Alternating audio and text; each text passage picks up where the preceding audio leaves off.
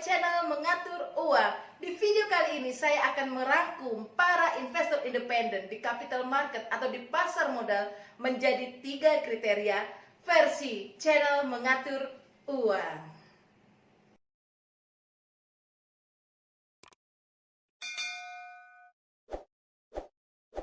Kriteria yang pertama adalah sleeping investor. Sesuai dengan namanya, mereka berinvestasi sambil tidur. Why?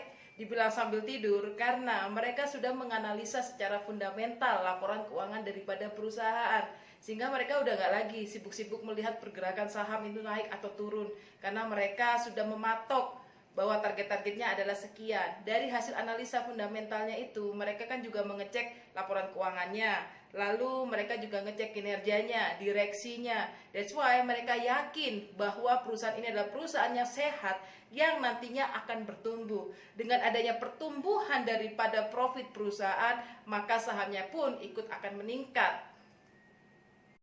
Biasanya sleeping investor itu memiliki sahamnya dalam waktu yang amat sangat lama. Tidak menutup kemungkinan pun for good mereka ingin memiliki perusahaan ini dalam waktu yang benar-benar seumur hidupnya mereka miliki.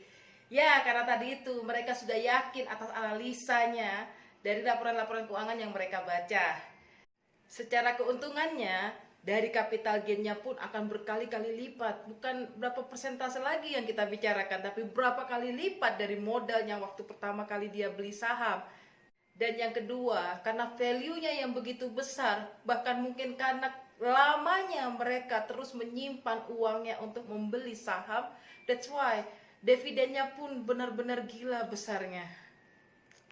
Beberapa tokoh-tokoh fundamental yang juga bisa kita sebut sebagai sleeping investor, yaitu ada Bapak Warren Buffett, Benjamin Graham, Bapak Lee Keng Ho, dan beberapa pengusaha-pengusaha terkaya di dunia maupun di Asia, bahkan pengusaha-pengusaha kaya di Indonesia.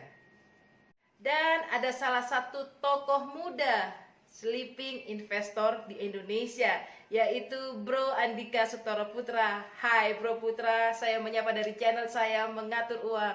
Dia juga adalah mentor saya yang sudah menjadi miliarder dari sejak dia masih belasan tahun. Kriteria yang kedua adalah trader. Mereka biasanya cenderung lebih sering memantau pergerakan saham karena mereka biasanya menganalisa secara teknikal, berbeda dengan fundamental yang tidak menutup kemungkinan mereka menyimpan sahamnya for good.